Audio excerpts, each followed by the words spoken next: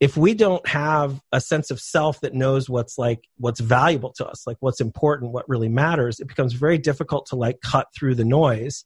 And with so much noise, we're like really invited to procrastinate because it's quite genuinely overwhelming, right? It's like I've got messes in every corner. Yeah. I don't know what's most important. I don't have a good no muscle to say no to certain things and realize, okay, this one thing or these three things are the most important. So I can focus down into that. And so I'm just being pulled all over the place. In that pulling, what's a great answer to that overwhelm is procrastination. Is like, I need to sit and watch TV because I literally don't have clarity in my life. I don't have essentialism or the one thing that really matters to me. Are you listening? This is the Rob Scott Show. Damn. I mean, really, like if we're not trying to change the world, what are we doing? Yeah. All right. Welcome to the Rob Scott Show. Let's get this done today. I'm really excited. How you doing, Sarah? Good. How are you, Rob? I'm doing really well. What are we going to talk about today? Today, I think we should tackle, I want to look at two opposing or similar ideas, depending on where we go with it. But I want to talk about procrastination and perfectionism with you. No worries. Yeah. I got a couple questions around it, and I think it'll be really valuable to our listeners. And we had asked on the last episode or in recent episodes for your guys' input. So we'd love to hear from you. Some of you have already gotten kind of written into us. And so this is something that a listener had asked us to kind of talk about. So nice. I'm really excited about talking about it. And I think it's something that a lot of people do struggle with, procrastination. I think perfectionism is also something probably a lot of people struggle with, and it's less, it's less seen. So it's always fun to talk about those things that kind of are more subtle. Yeah. Sure. So do you have any specific questions, or do you want me Yeah. So I kind of want to start with, I have a list and we can go through them or get derailed. But the first one is kind of like, I just want to look at each of them separately, and I want to know kind of why do we experience each of these? Like what's going on with each one, and then kind of talk about what's similar about them and what's different about them. Okay, cool. So what's the specific first one that you want to discuss? Yeah. So why do these come up for us? Kind of why is this happening? Yeah. So, all right. So first off, there's a myriad of reasons, and this is not going to be, comprehensive necessarily, but I think one of the most important things that we can talk about with perfectionism and procrastination is that quite often it has to do with our sense of self not being maybe not being enough, right? So one of the things to think about with procrastination is that it's actually not a problem. It's something that your brain is doing to actually help you kind of fix something else that may be a problem, right? So like, oh, that's interesting. Yeah. So what procrastination does psychologically is it lets us keep the possibility that our best would be fantastic, right? So I end up living in this way where my best version of myself, like if I wasn't dealing with procrastination, or if it wasn't cluttered, or if it wasn't whatever, I would have been amazing, right? If I'd studied for that test in all the time that I had to study, I would have gotten straight A's. But because I procrastinated, it lets the pressure off so that I don't actually show up with my best self and find out that my best self is really not good enough. Okay. So what ends up happening is that when we're trying to protect a sense of identity that is holding on to, I'm better than I really may be, and I'm a little too scared to find out because I value external opinions of me more than my own internal guide. Wow, that's interesting. You said procrastination is not necessarily a bad thing. Is it a good thing about it? Well, yeah, it's not. It lets the pressure off psychologically from being overwhelmed and being whatever, right? So what I meant by that is not that procrastination is good necessarily, but it's not specifically the problem. Like the problem is deeper. Got it. It's not like you just have a habit of procrastination, and so now like what do I do about that? It's actually quite often a deeper issue in your own sense of self, right? So got it. If I have a sense of self that is based on performance being how I'm valuable, right? So rather than an inherent sense of self-worth where I know I'm valuable no matter how I perform, right? Got it. If instead, because of parenting that valued everything when I got A's and I got chastised when I got B's, or, somebody embarrassed me when I didn't perform at sports or whatever, if I start to, in my sense of self, equate the value of me being in my performance, now my performance becomes high stake enough that giving myself an excuse as to why I didn't do well enough is really, really valuable to me. Does that make sense? Yeah, no, it definitely does. And it's a great way to look at it. It's kind of a symptomatic to kind of a deeper issue. Yeah. So those that don't procrastinate are usually more okay with the results that come to them, right? So somebody who grew up and is like okay if they get a B, or is really okay if they're not the best bowler in the world, or they're okay if they play a sport and lose. Like they're really okay being what they are. Like they have a sense of self that's grounded, and they're like, I'm okay. I feel valuable even if I'm not the best at this, or if I'm not perfect or whatever, right?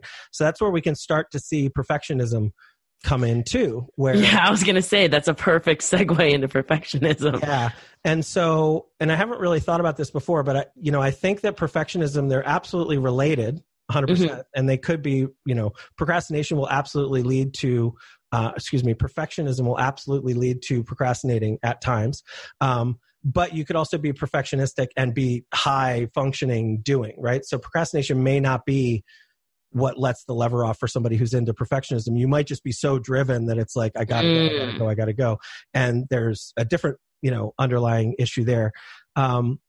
But yeah, where they do touch is if it's so important that I'm perfect, again, because I'm getting my validation and my own sense of worth externally, right? By what people think of me, or what my partner thinks of me, or what my, the world thinks of me. All of a sudden that perfectionism comes in and can hold back that it's never good enough. And so to let the pressure off, what do? I avoid doing it. I give myself the excuse of, I procrastinated all this time, so I had to come in and give this talk. And that's the reason this wasn't perfect. It's not because of me. It's because of my procrastination. Yeah. Right? Oh yeah. They're kind of dancing with each other a little bit. Yeah. For the perfectionist that is super duper working, what you'll find with them is they are exhausting themselves, over functioning. It's never good enough, right? And maybe they're taking huge swings in great action, and they're not using procrastination necessarily, but there's still a sense of self underneath that is not at peace, right? It's never enough. They're not there yet. It's got to be better. Yeah, definitely. And so they're still trying to prove themselves. It's still that worth thing underneath. That's probably the thing that's relating them. But you may or may not use procrastination to deal with perfectionism. Right. It's like almost if you look at it as a spectrum, that a secure sense of self is kind of in the middle of, procrastination and perfectionism, although they also loop, because it seems like to an extent, would you say that perfectionism is a type of procrastination? I think that perfectionism is, in this moment, the way that I want to think about it is that perfectionism is more like a standard that I'm going to hold myself to, because it's really important to me to be perfect, right? And who am I being perfect to? Maybe myself, but most likely other people, right? Like I want to be perceived as perfect. And so the tie-in is with sense of self, right? Yeah, that's great. Identity about me.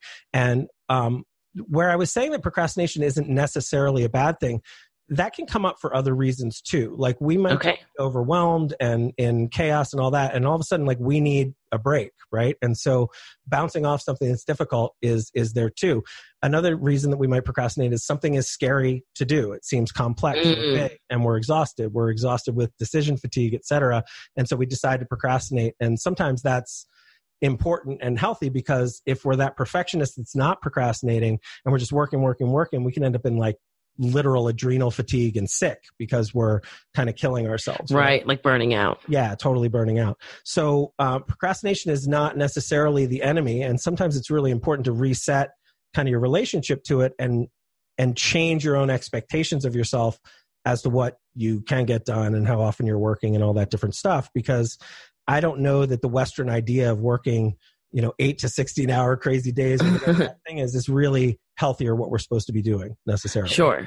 Yeah, that definitely makes sense. And I was having a conversation with someone about that kind of idea this week of, do you want to be really balanced in a whole bunch of areas and maybe not be 100%, or have these areas where you're 100%. And then that one area you're like, I'm bad at this. And just kind of, how can you like even things out? So when I was looking at what people had written in and what people wanted us to be talking about, that one really stuck out to me, because I'm like, yeah, that is almost kind of, to me, when I started thinking about it before we started recording this, is that they are very similar. And I see in myself, at least, because I only speak for myself right now, is that I more fall on perfectionism, which is, I think, a form of procrastination for me at times. Mm-hmm. Like, well, if it's not perfect, then, maybe I should just, like, it keeps me from being in action. And I'm trying to think about ways that we can help our listeners kind of take action in their lives. Yeah. But what you just said about, checking in, and are you it can be over functioning or a fear of something that's scary. Like, that's all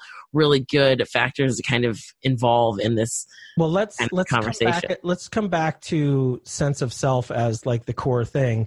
And I think when we get to that, it's sort of like what matters, right? So, what I'm hearing from the world and experiencing in my own life is like with what tech is doing to us and all the plays at our attention, and the fact that there's very often not quiet because we're either filling the space with a podcast or music or a show on Netflix, or like there's very little connection to being bored these days because we've always got our phone, right? So there's not kind of quiet. So that go, that constant neurological action of either learning or listening or thinking or doing or whatever is exhausting to one sense, right? And so if we don't have a sense of self that knows what's valuable to us, like what's important, what really matters, it becomes very difficult to like cut through the noise. And with so much noise, we're like really invited to procrastinate because it's quite genuinely overwhelming, right? It's like I've got messes in every corner. Yeah. I don't know what's most important. I don't have a good no muscle to say no to certain things and realize, okay, this one thing or these three things are the most important. So I can focus down into that. And so I'm just being pulled all over the place. In that pulling, what's a great answer to that overwhelm is procrastination. Is like, I need to sit and watch TV because I literally don't have clarity in my life. I don't have essentialism or the one thing that really matters to me. So there's another part of like sense of self, being okay being what you are, being okay being a beginner when it's important, and just going, I'm going to try at this because it matters to me, right? But that connection of what matters to you is also important to get past procrastination. Let's imagine like why people resist giving public talks, right? Yeah. I think there's a lot of resistance to that. One, it's dangerous. If the crowd doesn't appreciate us back in the day, that right. Being ostracized, like there's a direct lineage to being afraid of the crowd, right? That sure. is still really powerful in us. But what's really going on is we're dying for approval. We're expecting them to, love us. We want to be maybe perfect with it, all that. And it overwhelms our nervous system and we get really resistant to it. The shortcut to not being so afraid about public speaking is to literally break up with the result, right? Can I not care how this goes, right? Can I be, individual enough that even if they don't like me, it's still okay with me, right? And as soon as we can do that, literally not caring starts to look a lot like courage, right? Like all of a sudden I'm like, oh, that's interesting. My outcome doesn't matter here, so I'm willing to go try. And if you watch someone on stage who doesn't care how it goes, I would bet almost every time it's going to go much better, right? Now, I'm not saying no care. I'm not saying right. I didn't prepare at all. I don't really give a shit. I mean, that's not performing at all, right? So there's this balance between like it mattering, but like in a deeper sense, like I'm okay if it goes very, very poorly, right? Now, what's that require? It requires me being really okay with me, even in the face of a group of people not liking me or whatever, but not caring about the outcome, caring enough to prepare and doing, okay, like this matters to me, right? So now it's like, okay, what if I just don't care at all? Maybe I'm not nervous, but I may not perform well. Well, what if I care about like something here is valuable that I want to convey and I don't care how it's heard, right? So now I'm setting up boundaries where it doesn't matter how they receive it, but it really matters to me what I put out there, right? Right. The proper level of how to approach like giving a talk or something that people might resist or say no to or procrastinate if it comes up. Like, I'm just so scared about that thing. I don't even want to think about it. And I think that's an equation that you can kind of apply to, like, if you want to go be an entrepreneur, but you're scared of sales calls and so you procrastinate or whatever, you can start to go, well, I don't care how it goes. Obviously, you have to get successful sales calls. Right. Well, but if I'm so worried, like that one sales call where the person's going to go, oh my God, you're trying to sell me, or it's like it's scaring you in some way, if you can break up with what the outcome is all of a sudden you can show up and perform, right? Because it doesn't matter. So going and playing sports, like if I have to win and I'm so concerned about the outcome, now the stakes of that are turned up so high that it's like scary for me to even practice or whatever. Yeah. Right? But if I don't care what the outcome is and I really just want to play for play, or I just really want to play my best, and it's okay if we lose, like my sense of self will still be all right. You'll watch me go really be in it and apply myself as well. And that's almost always going to lead to a better result. Well, and it helps you become more present and appreciative of what you're doing. Yeah, but I love I kind of want to go a little bit back and address some of the things you just said. First, I love the example of the speaking on stage, because that's one of those kind of tangible examples where I think you can see procrastination and perfection happen simultaneously. Totally. Because you're like, oh, I have this big talk and I have to prepare, right? There's some preparation in that. And then maybe you resist it, or you're like, I'm not sure what I'm going to say. And then you get into the nuances like, oh, my talk's not just right, or is this line delivered? And so that's definitely an example where I could see both being really at play.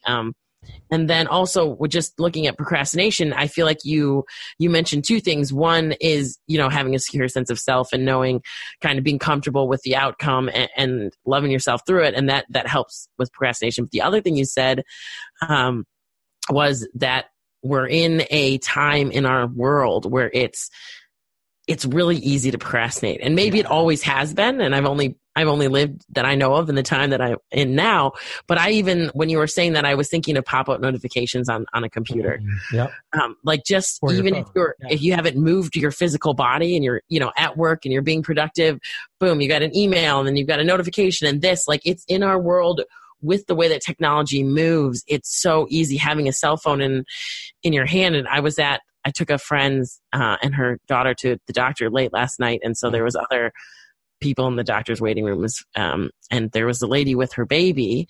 And I think we were in the waiting room maybe 45 minutes, and she didn't look at her baby the whole time. Yeah. Phone in hand. She was rocking her baby. She was addressing whatever the needs were, but the left hand was hand and phone. And we don't pass judgment. And, just as an observation, I thought, oh, maybe I played with it a little bit, because we've been talking about different meaning making throughout the podcast. And I know that's the work that we do. And so I was like, well, maybe there's something work urgent, and she got interrupted because her kid's sick and she's dealing with it.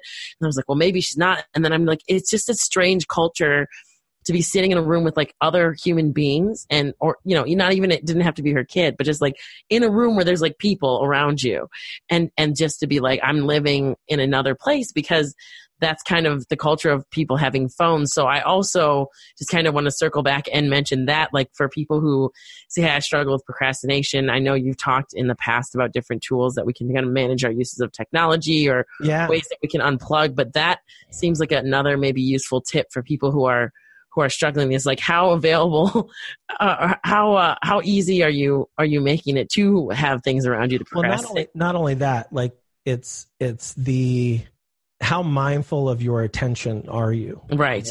So I think that there's very conscious procrastination. We're really aware that we're doing it in the moment. And there's a different form where we might wake up and go, oh, wow, I've been messing around for an hour and a half. What just happened right there, right? And the goal is not to perfectly work, right? The goal is more to really authentically live, is probably really the goal that we're do, and work and production fits in there somewhere, right? Kind of accomplishing our goals and going towards some of that stuff. Let's hope that woman, the other 23 hours of every day is totally attentive and with her baby, whatever that is. Right. But we all know that if you look at that and you extrapolate, what if she's like that all the time, right? What if that mom is literally the baby's secondary to what the screen is doing, or what, socially is happening, or what's going on in work, or whatever's happening. That distraction is to my mind, a form of procrastination as well, right? Sure. Yeah. And to me, that's not just a conscious sense of self thing for that woman. That might be she can't manage her attention. She's not sure where it's appropriate to place her attention in any moment. And on a much subtler level, away from perfectionism and procrastination, all that, the human animal mostly is just bouncing thought to thought to thought to thought to thought. And if we happen to be effective in that, there's a lot of reasons why that might be, but most people are just bouncing around and they're really not aware of where their attention is in any moment. And so, a base skill to start gaining is am I self-aware enough to know where I'm placing my attention? And then am I getting better at placing that somewhere and leaving it, right? So if we're training the brain to be really scattered and follow every beep and notification and every little thing, like Pavlovianly training ourselves to move on to the next little thing, right? And move, right? If we're getting better at moving, which might be like, let's call it increasing ADD skills, right? So I'm getting better at switching, but I'm getting really bad at staying, right? Right. Switching and dealing with complexity, like having more ADD today may be more appropriate because we've got more like, oh my God, what's going on? Whereas somebody 30 years ago getting immediately put into this might be like totally crazy making. Like, I can't deal with this at all. And maybe we're doing okay dealing with that. But what are we letting atrophy is maybe that ability to like place our mind and leave it somewhere. So even if you're clear on your values, even if you're okay in your sense of self and all that, if you're letting atrophy that ability to like place your mind somewhere and leave it, if that's not strong for you, then even if it's time to focus and get something done, you're letting the beeps and bops happen. Or, even if they're not happening, your brain is craving, like, isn't there something else we're supposed to pay attention to right now or whatever, right? And so that leads to ineffective production and doing when it's time to do the doing. And then that ends up looking like procrastination as well. Does that make sense? Yeah. It definitely does. And kind of just that whole thing that we're talking about, decision fatigue. So just to kind of answer or to summarize what I'm hearing for those first questions is the overlap between procrastination and perfectionism is that if you have a secure sense of self and you're comfortable with your values, that's going to help you because it's going to make you more confident. And you said, then you don't have to be perfect and then you don't have to procrastinate. Right. So, or when you do, you can be gentler on yourself and things like that. That procrastination is often, perfectionism can be healed by self-love a little bit, is realizing that like you're not perfect and we make mistakes and being okay, not winning the soccer game, not, just being okay with yourself. And that will actually show up as you being more courageous. On the procrastination end, managing your attention is a skill that you can grow at, you can get better at.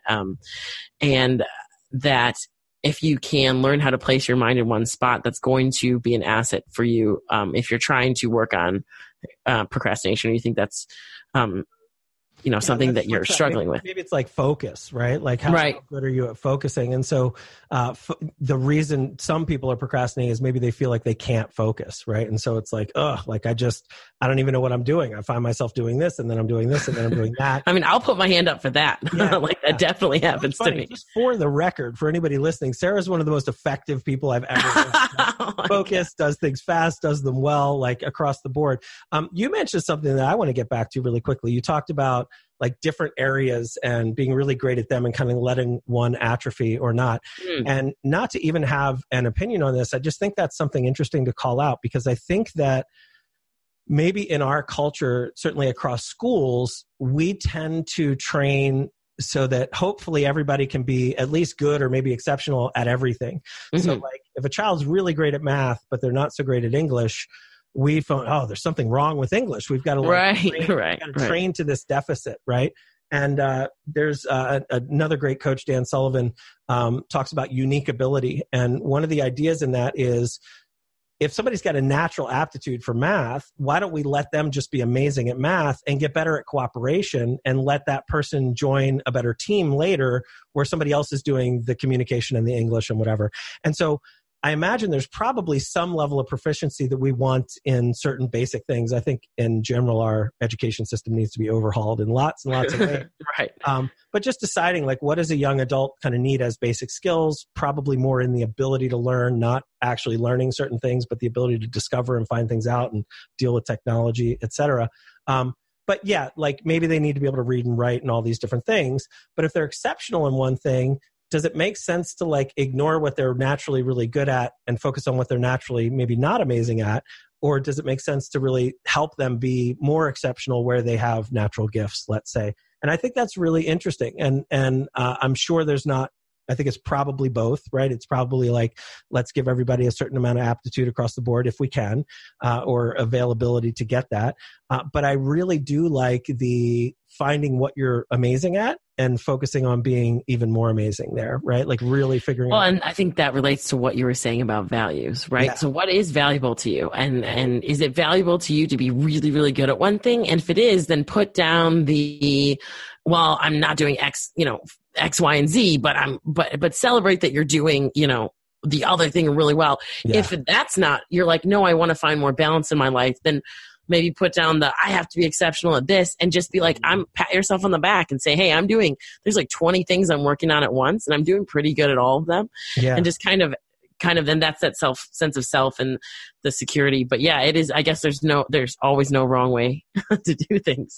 Well, I think that, on one level, you did a great job summarizing the procrastination stuff. The thing that I want to highlight again is that being okay with losing the soccer game may in fact mean that you play better soccer, right? For those that are really interested in results, if you can break up with the result, you may actually perform better, right? Got it. So sometimes, and in some examples, being obsessed with outcome ruins the way that you play, right? It may lead to procrastination, or it may lead to being overly frustrated when something goes bad, or it may lead to lack of performance. Now, are there examples where hyper-focus on success can lead to more success? Of course, right? Right. Michael Jordan's of the world and all that, he's apparently, I hear that he's just absolutely obsessed with winning everything from gambling to why he got into baseball to basketball, all the things. And he's the best that ever lived. So there's absolutely an argument for, obsession with excellence being something that can help. But I would be interested to look at data, which I certainly haven't done, but I'd be interested to look at data that if we really could judge people that find a natural ability, want to play, and are more okay with taking losses, like, do they take more swings at bat, right? Do they get up and play more? And through that playing more, do they practice more? Do they get better? Do they hone a better ability? And are they more kind of excited by the play of it? And does that often lead to more success? I know that it can in business. I know that it stops people from being frozen. With working with like new entrepreneurs all the time, there's so much like, I'm supposed to be a bigger business. I've got to pretend I'm a bigger business. So when I'm really not great at sales calls, I'm scared to even do any sales calls because, people are going to find out that I'm not really what I say I am. There's like all this fear. And if they were just really okay with who they are and go, I really want to offer this service, and I'm okay saying I'm at the beginning of this, and let me go find out, does anybody want to work with me? Doing more sales calls will lead to more business, even if you're, especially if you're bad at it, so that you can kind of shake that rust off and start doing it better and just be in action, right? So a lot of this is, how can you be the kind of person that loves yourself deeply enough so that you can go do things imperfectly so that you can grow to become, better and better and better at them, never really caring if you're perfect, but doing them as well as you want to do them. And that's going to lead to a meaningful, deep, successful life. Well, I love that balancing. And I almost wish there was a word in the English language to mix procrastination, perfectionism, because I feel like you're addressing exactly where I started kind of coming into this topic. And if you think about an author writing a book or a singer putting out an album, right? There's when those two overlap, right? It's like, maybe you do think about someone who's released 20 albums, right? They've won a Grammy, they've been the top of their game. They put out an album doesn't get the same kind of reviews and the same popularity. That's fine. I mean, they're like, I've got albums on it doesn't mean that they have more or less wins. Like maybe they still have like one killer album, versus think about the author, the bestseller author who's written one book. Maybe it's interesting to look to me to think about the process before that is what were they doing? How well did they know what they were doing, and how secure in what they were doing were they to maybe like, I'm going to write 5 books and maybe one of them is going to be awesome, but this is my voice. This is what I feel compelled to say. Or like, all right, this is my one shot. This is my one swing at bat. I've got to make this like perfect. And so I think, the more confident you feel, the more likely you are to step up to the plate. And it's not necessarily you're going to have less or more wins, but it's like, you're going to enjoy it more. Yeah. Then if you're stuck, behind closed doors, not speaking your voice, not taking any action, if you're the entrepreneur, not launching a big, changing the big business plan or making that big move, like you're only impacting yourself if you expect to be overly perfect. Let me highlight that importance of like my book versus a book. Right? Okay, sure. So am I writing my book? If I'm writing my book, there's this implied, like, it's got to be amazing. This is my one shot. Like this is the Rob Scott book. Like, what do I want to say? All that, versus writing a book, knowing that I could write many more if I want. I could write a book, pretty quickly and, by comparison. But if I Right, had to write the book or my book, right, that difference. And I hear so many wannabe authors or new people who are like, I'm going to write my book. And it's like, wow, if you just said write a book, it just lowers the risk, right, to how good it has to be or how perfect it has to be or whatever. So not just for authorship, but for everything, we're doing that all the time, right? I have so many products that I've built over the time, and some have atrophied away, some are still hanging out, but like I had to take those swings at the time to be a beginner back when it was time to be a beginner. Right. Literally, some of my first products, like I would hope they never ever see light. They're so horrible by comparison, right? Not that the content was necessarily bad, but like who I was and the quality of the audio. I mean, just like, oh Lord, like it's, and I might keep saying this a lot because I love this, but like, if you're not embarrassed of who you were just a few years ago, then maybe you're not growing enough, right? I like that. I look back and I'm like, oh, like it's cringeworthy, the swings and the tries. But I've built up in myself a sense of self that's really okay with that. And like, how fun is that to have a little chuckle with a friend over like, that was ridiculous a few years ago. And then, but I'm okay to be that. And I realize that what I'm doing now, even though I think it might be the most amazing thing ever, I hope that in 5 years, I'm looking back going, wow, I could have done so much better. Right. So just be in that process. Let yourself take swings. Don't worry about being perfect. And if you're procrastinating, maybe let yourself, maybe you need a break, but at the same time, is it important to figure out your values, get really more okay with yourself so that you can reframe it in your mind. So it's okay to take a swing and maybe even miss. Like, what's the worst that happens if you get up and give that talk and nobody likes it? Like, we worry. I think they're all going to lynch us. They're not going to lynch you, and they're going to love you for trying. And everyone who's watching really wants success for you. So don't worry about it so much. Just go take your swings. Yeah. And I guess just to say it one more time, the way that I understand it is that it sounds like what you're saying, and which is awesome, is that taking more swings and having more kind of being a little bit more messy or potentially not hitting that whatever you are calling perfection, is not an indicator that you're going to produce anything that's less quality than if you were to just, toil over it and get stuck in procrastination, perfectionism. And I think for at least me and maybe other people who struggle with kind of the overlap is that's a great reminder to be like, well, it's not impacting the quality.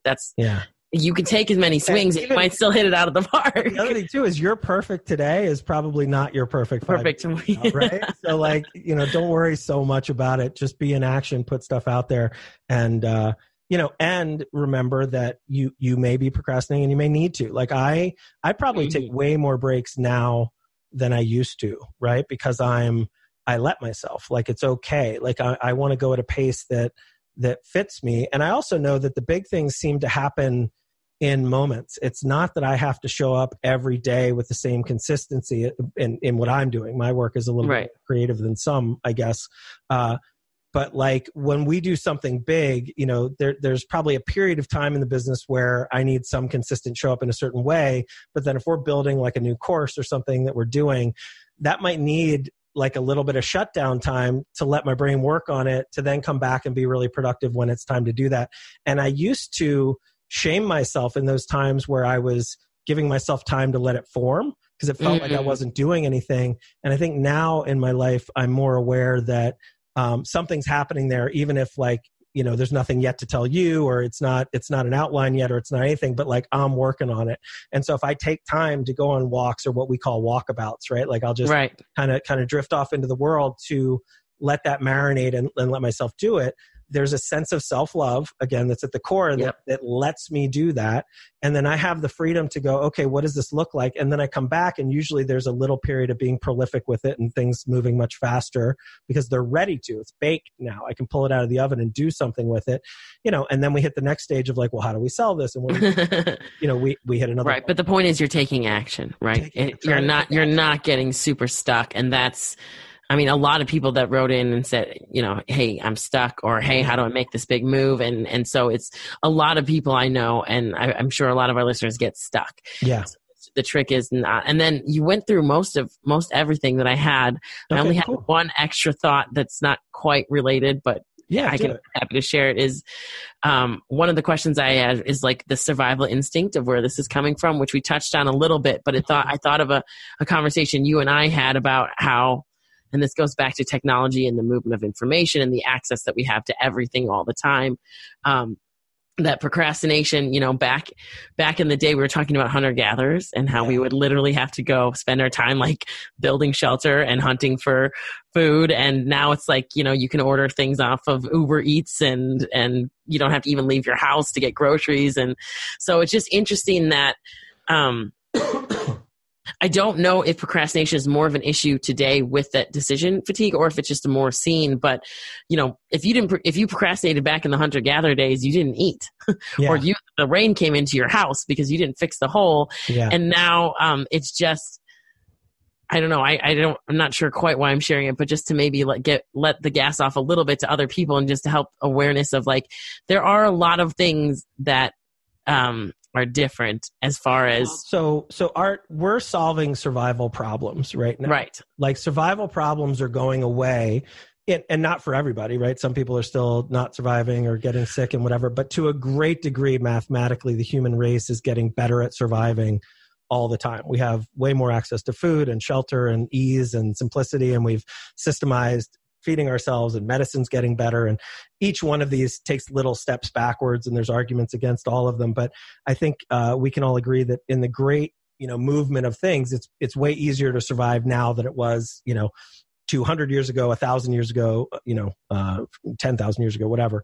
So we're still baked with those old concerns about procrastination. And so part of that, what do other people think of me, that leads to like me holding on to a sense of self-worth that is more elevated than what I'm really scared to like show for real. Like that I need this excuse, not only for myself, but for other people of procrastination, is because back in the day, like if I would go out on the hunt and I sucked at hunting and I would come back and eat everybody else's food, before you know it, somebody's like knocking me off the cliff because I'm all the resources, and they're like, get rid of that guy. Like he's not, survival of the fittest. And so there is a concern. There is some value in performance being good.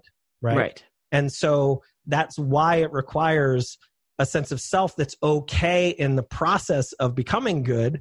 Right. Because if I hold myself to, I'm supposed to be perfect, or this is supposed to be amazing, procrastination lets off that pressure when all of a sudden I equate performance to everything, right? Because my parents gave me more attention when I got A's, because, I get shamed when I don't perform well in soccer, whatever. And so my makeup goes, my whole worth as a human equals my performance. Right? And so now if my worth as a human equals performance, then performance is such a big deal that it becomes scary to perform.